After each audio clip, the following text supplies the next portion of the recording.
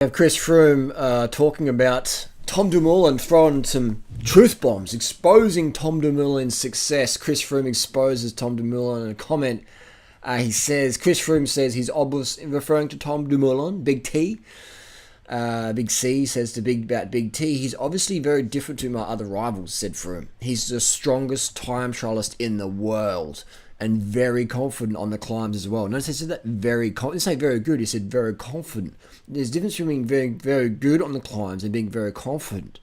If you're very confident, eventually you're going to get very good. If you're very good, you're not always going to have that confidence in a race situation. You might not back yourself. All right? So you might be good in training or low-key races, but when there's a lot of pressure from the media, from the motorbike cameramen, the helicopters, the fans, the hecklers, the haters, the naysayers, whatever, your good climbing ability might go to shit if you don't have confidence. So Chris Froome exposes Tom Dumoulin's confidence there. That's pretty good. This is a pretty powerful little insight.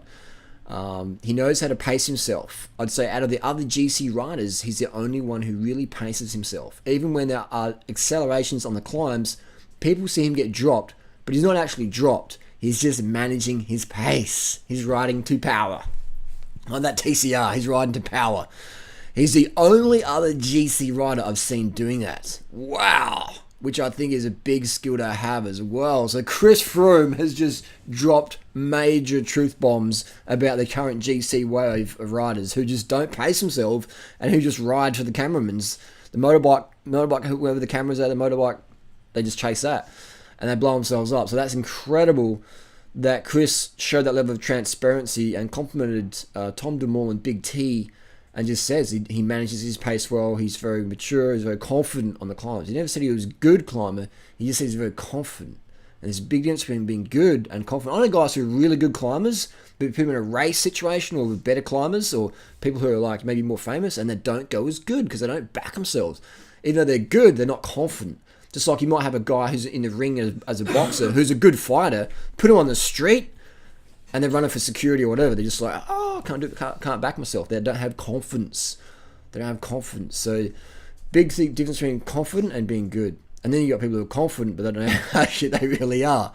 And you put them on a climb, they just get dropped in the first K. But so, as a GC rider, you want confidence. You don't just want skill. You want confidence. Because that 3-week stage racing with the media and all that stuff, if you can't deal with all the pressure, you don't have the confidence, you're going to crack. You're going to waste a lot of energy. So, Chris Froome exposes Tom Dumoulin, and that's a good expose there. Just exposing why Tom is so good. I've ridden with Tom a few times, had some conversations. He watches my content, and I've done some videos with him in the past on his giant TCR. But very cool, calm guy. Very similar attitude to Chris Froome. Just pretty chill, not showboating too much. Just pretty down to earth, approachable. And I think that really shows off as good as a GC leader.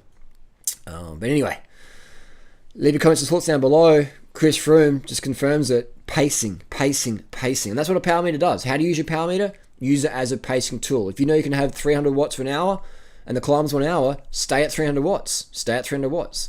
Unless you have to draft for the first bit and maybe put up to 400 to hold the wheel. But you want to pace yourself. And a power meter lets you pace yourself. After a few weeks of using a power meter with Strava, you work out how many watts you can hold for a 10-minute climb, a 5-minute climb, a half an hour climb, and you just start the climb at that wattage, and you're good to go. Done.